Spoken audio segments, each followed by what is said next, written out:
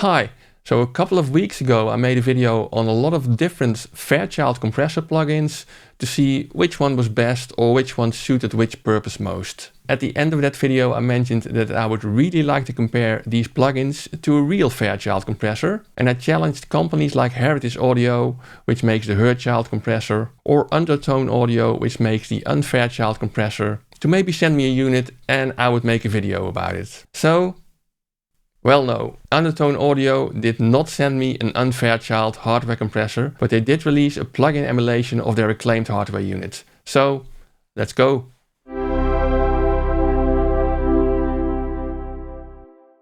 Now, the Unfairchild hardware is a product by Undertone Audio, which is a company that was founded by Eric Valentine, who's quite the famous music producer, mixer, recording engineer, who worked with artists like Queen of the Stone Age, Nickel Creek, Good Charlotte, Lost Prophets, and many, many more. And he's known to be a connoisseur of a really great tone. He also has a YouTube channel, by the way, which is called Making Records with Eric Valentine. In the last year or so, he also built a whole new studio for himself somewhere in the woods, and he documented all of that on his YouTube channel. And he also dives in production and recording techniques and hardware. So it's really a great YouTube channel. And if you want to watch it, be quick about it, because I'm not sure how long this content will stay up there, because he's in the process of moving all the serious content to a website and only use YouTube to promote that website. But as to the Unfairchild hardware and plugin, this is their Fairchild emulation in hardware, and it costs over a whopping $10,000, and it emulates the classic Fairchild compressor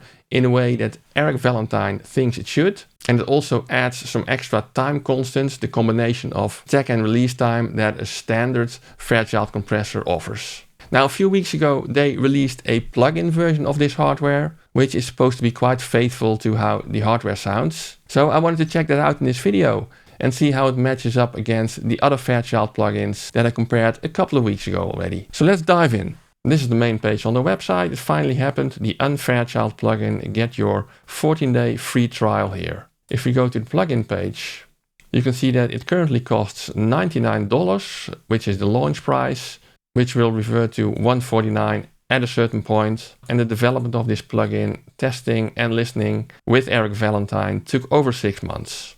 It has all the same controls as the hardware with a few additions, because they added an output level control, wet dry mix control, and an overall THD control. And THD stands for total harmonic distortion, which allows you to increase or decrease the amount of Unfairchild style THD character. You can try it out for free for 14 days. And Eric Valentine has actually made some videos about it himself, about the making of the plugin, as well as comparisons to some of the other plugins. Now, this plugin actually got a price cut recently, because the initial introduction price used to be, I think it was $199 instead of the $99 that it is now. Because as Eric explains in one of his videos, apparently they got a lot of comments about the price being too high and people not being able to afford the plugin which was priced so high. So he actually just cut it in half. And all the people that had already bought the plugin at the elevated price actually got their money back. So quite a customer service and a class act. Let's have a look at the plugin in Cubase. So this is the drum track and this is the Unfairchild plugin.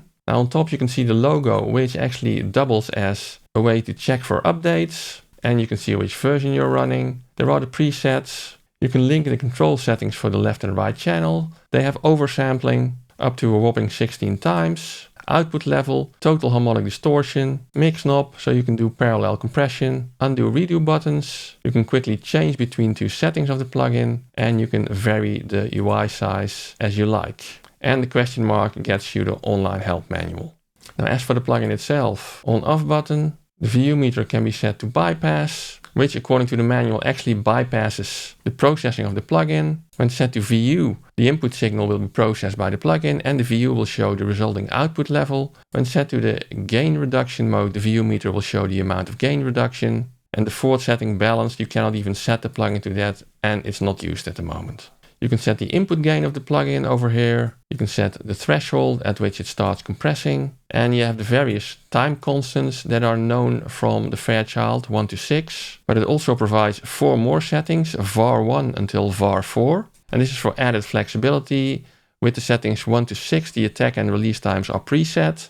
And var1 to var4 allow you to access the variable attack and release controls, and what the actual units are on the attack and release control is then determined by whether you're selecting VAR1, VAR2 or VAR4. Now there's also a channel mode button over here, which is currently set to link. When set to link, the two channels will be linked together to make sure both channels compress the same when compressing a stereo signal. When set to MS mode, the plugin will compress all of the mono information with channel A and all the stereo information with channel B. And in this mode, the mono and stereo information will be compressed differently, and consequently the stereo image may fluctuate when differences occur. Literally from the manual. When set to MS link, the mono and stereo image are linked together, so the stereo image will not fluctuate. And then you can use the input gain button to change the balance between mono and stereo signal, which can be used to widen or narrow the stereo image. Now if you want to use this independently, then you need to click this off, of course. And now you can independently set the mono and stereo part of the signal. The channel mode can also be set to IND,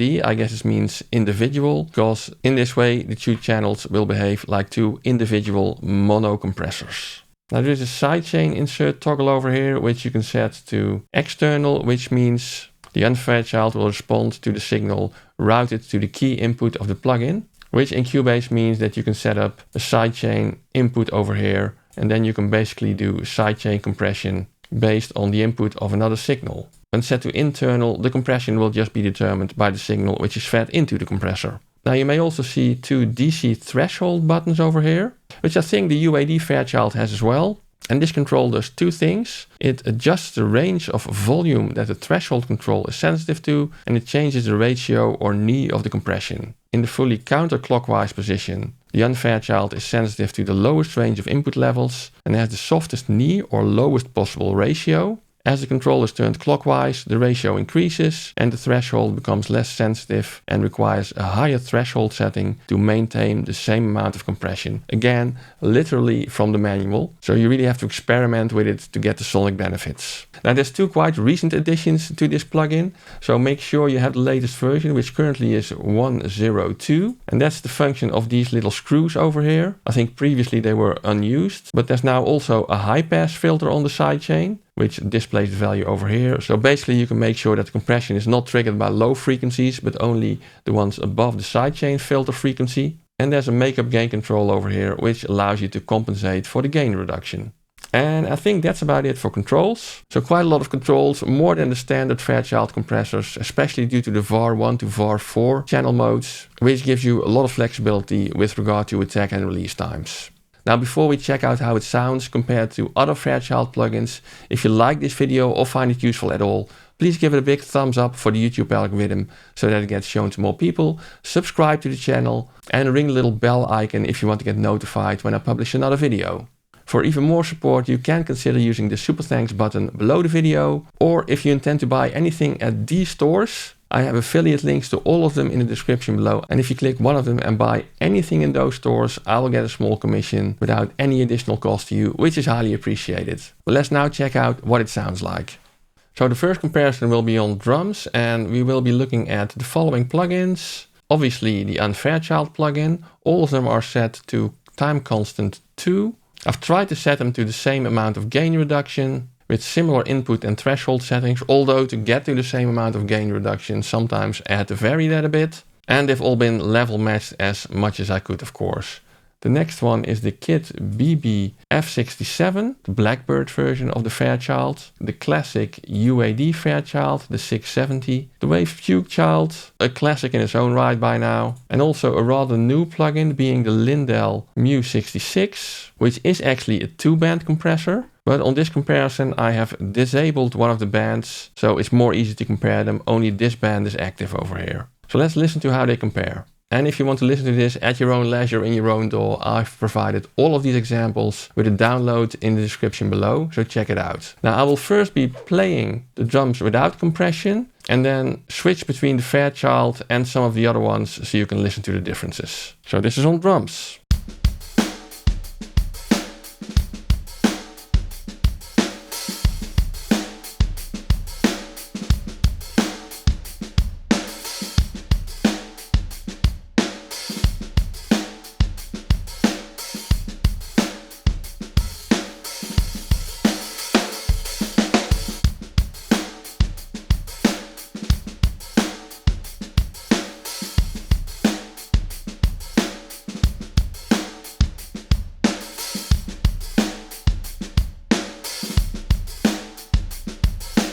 Yeah, so actually I think the Unfairchild plugin sounds quite different in that it retains more low end and it makes everything sound more in your face than some of the other plugins. I mean, Eric Valentine also talks about this in his video and in his comparison, that especially against the UAD version, he feels that the UAD version makes the soundstage disappear a bit more into the background, where the Unfairchild really pushes it up against your face. Let's have a listen to that.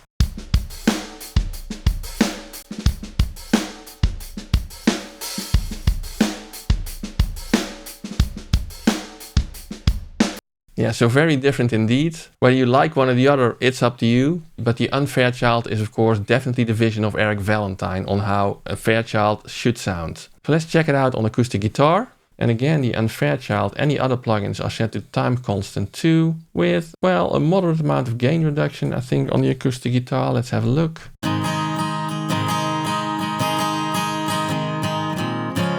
Yeah, up to 2 dB, so just touching it a bit. Let's first listen to the sound without compression and then moving through the various Fairchild compressor plugins so you can hear the difference.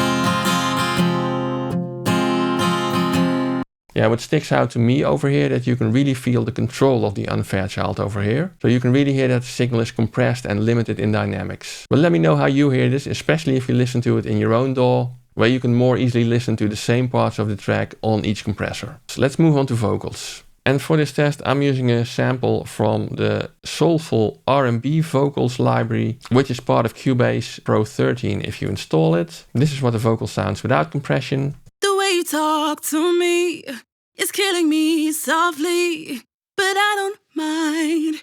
And with the Unfairchild on there, it sounds like this. Again, time constant 2. And I've used quite a bit of compression on this one.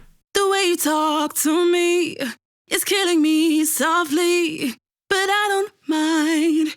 And the other plugins have of course been set to similar amounts of compression and the same time constant. And for this one, let's actually listen to the same part again, because every vocal line is quite different, so it's more confusing to switch between compressors while playing the vocal lines. This is without. The way you talk to me is killing me softly, but I don't mind. The way you talk to me is killing me softly, but I don't mind. The way you talk to me is killing me softly, but I don't mind. The way you talk to me is killing me softly, but I don't mind. The way you talk to me is killing me softly, but I don't mind. The way you talk to me is killing me softly, but I don't mind. The way you talk to me is killing me softly, but I don't mind. Let's see if you can also hear that pushed in your face versus set back a bit between the UAD and the Unfairchild over here. And now I will switch during the vocal line. The way you talk to me is killing me softly, but I don't mind, 'cause it makes me feel alive. The way you talk to me is killing me softly, but I don't mind. Yeah, I think you still hear it a bit, but less than on the drums, at least to me. But let me know how you hear this, especially if you listen to the examples on your own DAW. You can compare them in much more detail. So let me know which one you prefer, how you feel about the Unfairchild compared to the other ones. I'm very interested. Now, as for performance of the plugin, it's quite a heavy plugin, especially with regard to load time. It really takes somewhere between 3 and 4 seconds for each plugin instance to load. And especially the first instance that you insert dips your processor quite a bit. So let's see how it performs on my i9 10900K over here, which is not the newest processor, but it still performs quite well in general.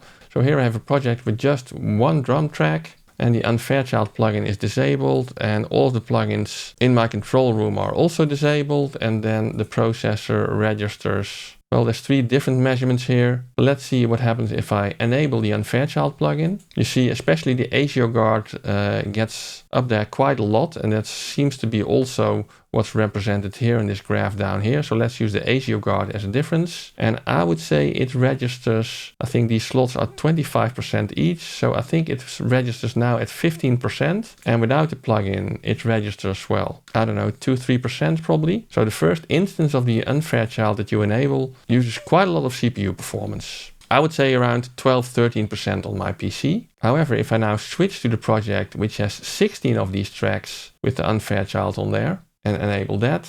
And by the way, I will cut it in the video for you, but this project took over a minute to load with all these additional Unfairchild plugins in there.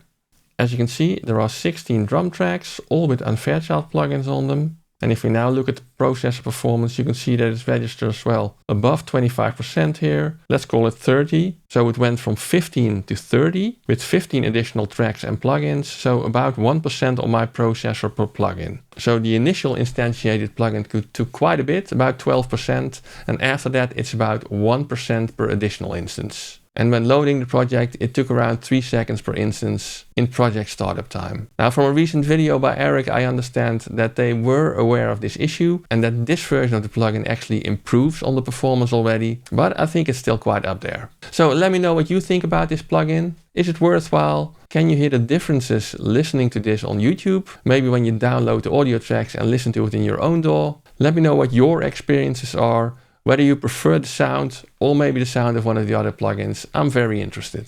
Now, when you are really into listening to sound in this much detail, you might also enjoy this series of videos in which I compare hardware to plugins to see which ones sound better. Have a look, enjoy, and see you soon.